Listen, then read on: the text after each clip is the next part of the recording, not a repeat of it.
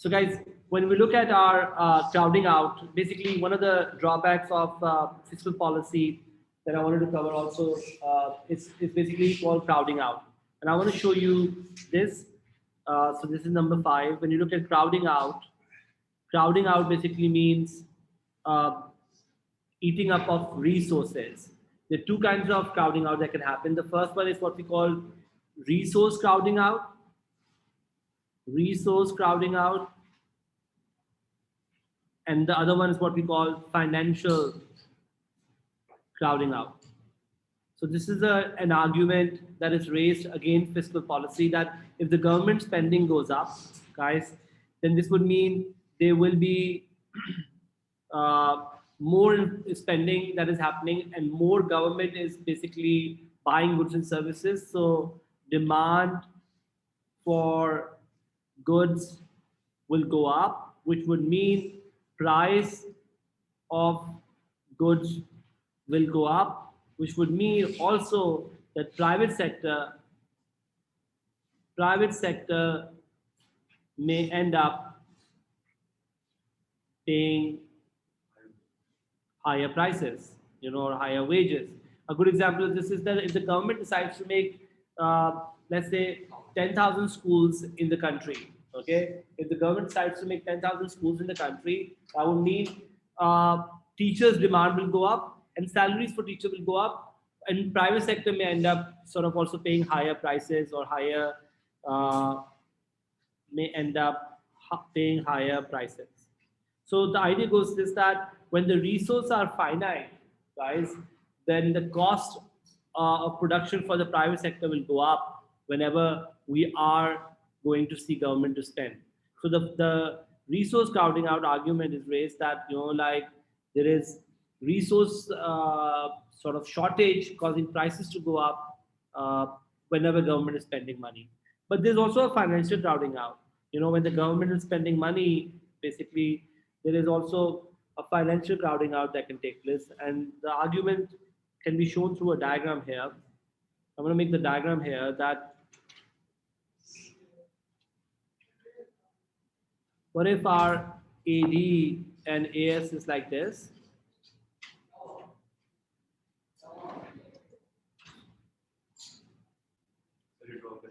Yes, you can. And let's say the government wants to spend more money.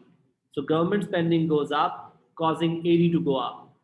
If AD goes up, guys, what will happen to price level? Price level will go up. So AD goes up, the price level goes up. When the price level goes up, guys, what happens to your demand for money? So demand for money will go up because for the same goods now, you need to pay more money. So if this is my money supply, right, and if this is my money demand, and let's say this is the current interest rate, what will happen to demand for money when the price level goes up? The demand for money should go up, right? The demand for money should go up to LP1, causing interest rate to go up from R0 to R1. And when the interest rate goes up, you will see consumption to go down, investment to go down, and even like X minus M to go down, given the hot money situation, causing AD to fall. And in short, basically, fiscal policy to become ineffective. So an argument that is raised is this, that because fiscal policy can make the price level go up, that could cause interest rate to go up and ultimately cause the AD to go back. Okay, copying this, you copying this. Are you all with me? Does that make sense? Yeah, can you copy this and I'll go back to the other one in 1 minute. So this is what, first copy this and then we'll go back to the other screen in 2 minutes. So guys, so this is what we call financial crowding out, that your resource, whenever your demand goes up, your interest rate may go up, and that could cause a financial kind of a crowding out to happen. Okay, so this is another side of it. There's a counter argument to this, which I want to talk about in 1 minute, because your Keynesians argue that uh, AD may go up, but price level may not go up. Why? Why would AD go up and price level may not go up? What if you have more resources? In other words, remember, Keynesians argue, what if your LRAS is like this? What if your LRAS is like this? Right? And if the AD goes up, then will you see the price level to go up? And the answer is no. So according to the Keynesians, if the economy is suffering from unemployment, you might not see the price level to go up. And if that is the case, then the crowding out will not take place. So Keynesians have a view which they say is that it's not true the rise in AD will always cause the price level to go up, because you could also be suffering from unemployment. Make sense? Let me go back to the older diagram, because Zaman wanted to copy this. Um,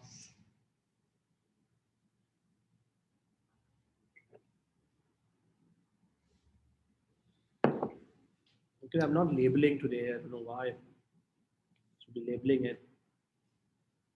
This is my interest rates, quantity of money,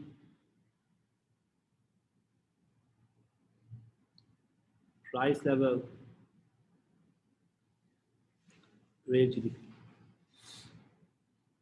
Okay. So Zaman, quickly, if you can copy this, when the government spending goes up, demand for goods can go up, causing the price to go up, and private sector to end up paying higher prices. Guys, are we good to move on? So this is the argument that can be raised, counter argument. I'm going to show you some MCQs where a lot of this discussion is going to happen. So we'll be done with the fiscal monetary policy. Let's see some questions regarding this chapter. Yes, this is called financial crowding out, because they argue that interest rates will go up, which will cause the financial crowding out. It will become expensive to borrow money, uh, and therefore consumption and investment, the next medicine will fall, causing it to fall. But if this is the case, then financial crowding out won't happen.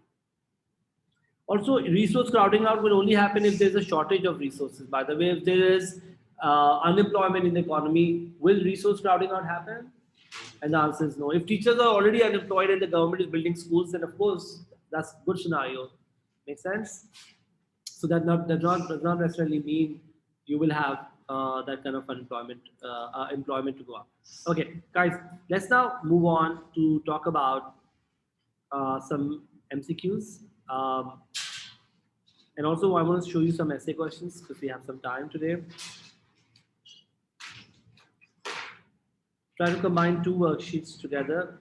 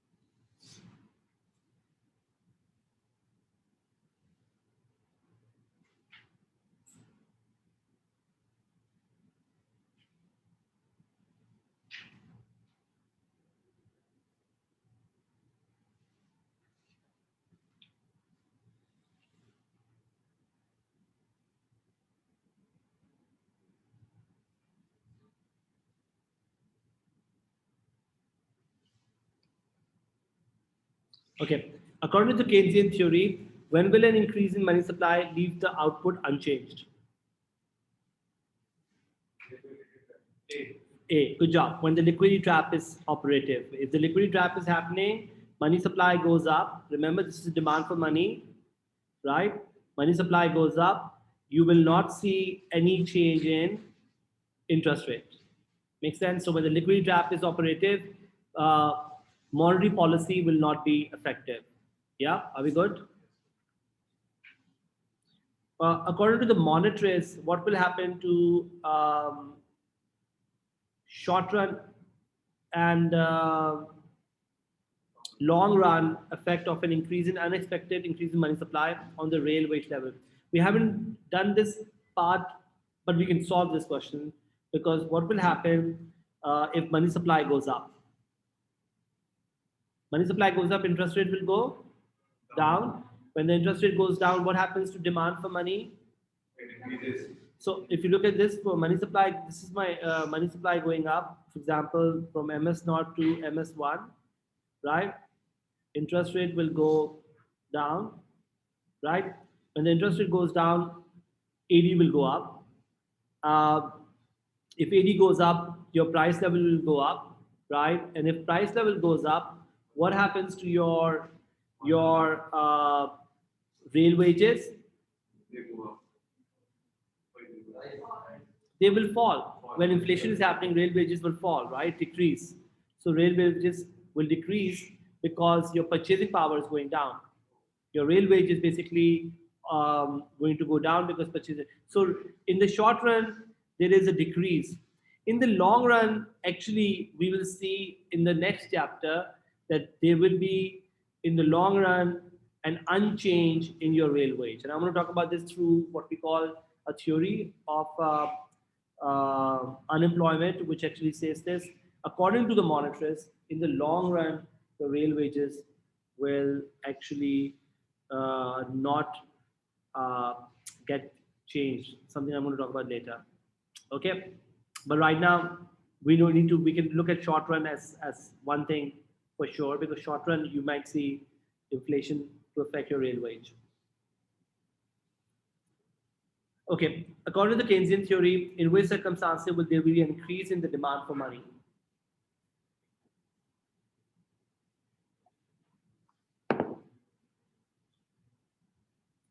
If the price level, by the way, if the price level, they're saying demand for money will go up. Demand for money will definitely go up if there is an increase in the price level. Isn't that true? If price level go up, you need to require more money. Okay, and similarly, if interest rates are going up or down, if interest rates are going down, there will be more expenditure that will happen, and therefore demand for money may go up. And real income, of course, they're saying can be constant because if, by the way, that's a good question because here we're looking at constant versus increase. Think of it this way: if real income is increasing, first of all, then definitely demand for money should go up. Okay, that's one thing for sure. Also, if your price level is going up, you will see demand for money to go up. But now let's go talk about interest rate, because in the interest rate column, if the interest rate is decreasing, let's talk about that first. Let's say this is demand for money, this is money supply, right? If interest rates is going, for example, money supply goes up, interest rate will go down, right? But here they're saying there will always be an increase in the demand for money if something like that happen. If we go for, what if interest rate go up? What will happen then? Will the demand go up? Why? So people will spend less. So probably the best answer for us is then B, where increase, decrease, and constant. If real income is constant, at least your purchasing power is not declining. Your purchasing power is staying intact. Make sense? So B is better than D to go, because you can't have interest rate increasing and expecting the demand for money to go up, because people may cut down on expenditure rather than spend more on expenditure. So that's why I'll go for B rather than D. So we can check this in our past paper answers as well, whether this is right or not. Okay, according to the Keynesian, what will be the result of a decrease in money supply? If money supply goes down. If money supply goes down, what will happen, guys? Will the interest rate go up? Yes. Okay. If the interest rate goes up, The rate of interest will be reduced. No, the rate of interest will be increased. Maybe, thereby reducing the level of investment and income. Possible, yes. This could be a yes. Uh, the level of income will be increased as a result of a lower rate. No, that's not true. The price level will fall by the same percentage change as a decrease in percent. So B is the right answer. Yeah. So when the money supply goes down, interest rate goes up. Interest rate goes up, investment will fall, and GDP will fall via the multiplier, of course. According to monetarists, what will be the short-run effect of an unexpected increase in money supply? We've done this short-run effect. When the money supply goes up, interest rate will fall, and in the short run, you will see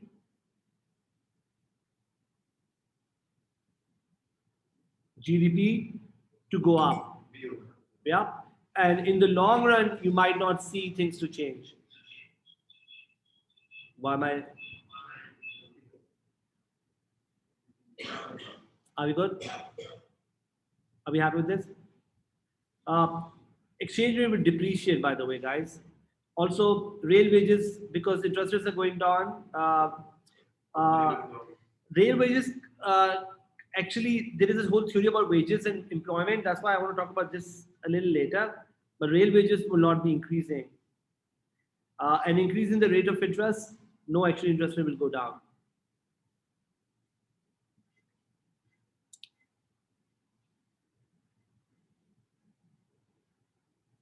What about this one? By the way, they're all the time they say short run, because short run versus long run matters, and also they're saying unanticipated increase, which means nobody planned for it. Suddenly money supply went up. If the money supply goes up, we know this interest rate will go down, causing output to go up and the price level to also go up. Make sense? Uh, the fact that no change is written here, it's more like a long run, which I'm going to explain later on. And in the long run, we will realize this, that the prices may go up, but output will not change, because the economy may reach full employment, which means that the output may not be changing much. So we'll talk about that later when we do the theory tomorrow. Which assertion could be described as monetarist rather than Keynesians? Remember, so just to recap one thing, Keynesians are pro-government, Keynesians are pro-fiscal policy, Keynesians also have the idea. Monetarists, on the other hand, are basically money supply can affect the economy in the short run, and they also believe that the long run things will be different, which was something which we're going to talk about tomorrow. But monetarists believe money supply is a very main determinant of monetary expenditure. So that's why the whole theory is about how money supply can affect inflation. Make sense? Are we good? In the long run, however, they believe money supply doesn't have a role to play, and I want to talk about that too, because in the long run, they believe the economy might reach full employment. Okay, does that make sense? I want to show you some essay questions. Let's just pull out some essay questions as well.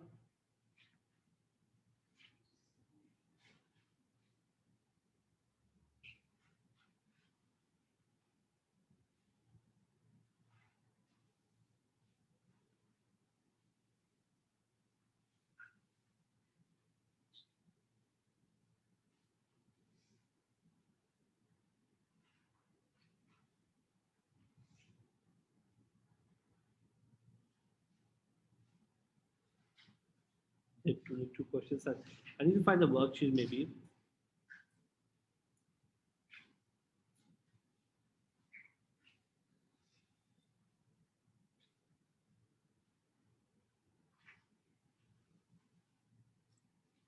Let's look at this one. Lord, whatever Keynes biographer stated that Keynes believed that to cut government spending was completely the wrong policy in a slump. Slump means recession. Discuss why cutting government spending might be considered to be the wrong policy in a slump. So this is a question which is basically talking about what is fiscal policy, right? How fiscal policy affects GDP, like how change in G and change in T can affect like your government, your GDP. Also, in this question, you talk about how Keynesians believe that in the long run, you might have what we call, if AD goes down, if you don't, if you do not make the government spending to go up, you might have a long run unemployment. And he also argues something about the flexibility of wages. According to Keynesians, wages are inflexible downward, which means the economy cannot recover on its own. So remember, we talked about flexibility of wages. So the argument that they made was this, that Keynesians versus classical economists, big discussion versus classical economists, that said this, that if the AD, if this is your LRAS, right, and if this is my AD naught and AS naught, and let's say AD goes down, right? According to the classical economists, wages are flexible downward, and therefore people will take a wage cut, and when they take a wage cut, cost of production will fall, and the aggregate supply curve will shift to the right, right? And the economy will automatically recover at a lower price level. On the other hand, Keynesians believe that if you are in a slump and AD falls, then you will stuck at Y1 unless the government decides to rescue the economy through government spending. And through the multiplier, then the economy will come back to recover. But classical economists believe that's not the case because the economy has a flexibility of wages, therefore automatic recovery in the long run. All you need to do is wait for the long run to happen. While the Keynesians argue that this may not be true because if it's a wrong policy if you cut down government expenditure, because right now is the time to increase government expenditure so that you, and by the way, they also say there's increase government expenditure and give it to the poor who have a high MPC where your economy can recover quickly, because that spending would mean more employment and more GDP and so on and so forth. Make sense, guys? So that's the kind of question that we have. So you talk about fiscal policy, you talk about how fiscal policy works, you talk about the argument between Keynesians versus classical economists about flexibility of wages.